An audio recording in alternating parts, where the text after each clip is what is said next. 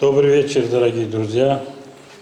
Денис Сергеевич, наверное, я знаю больше всех. Денис Сергеевич, вы знаете прекрасно, когда вы приехали в город Набережные Челны, стали начальником железнодорожного вокзала.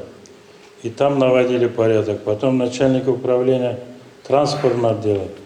Но я хочу сказать, вы плохо ничего не можете делать. Вы такой человек, мать так и родила, что действительно только умеете хорошего делать.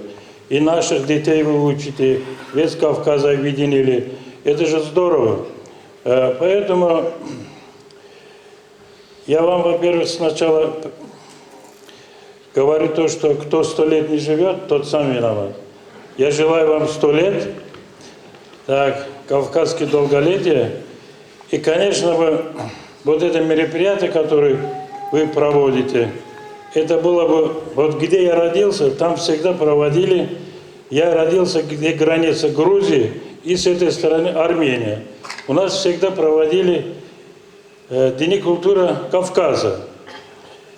Каждый год вот там это мероприятие проводили. Мне кажется, это мероприятие надо обновить, вас туда отправить в командировку, чтобы вот вы там навели порядок. Спасибо, Денис Сергеевич. Я еще раз вас тоже поздравляю с 20-летием, чтобы 20 лет был 50 лет. Вот она, настоящая дружба народов на этой сцене. Большое спасибо. Попросим почетных гостей занять свои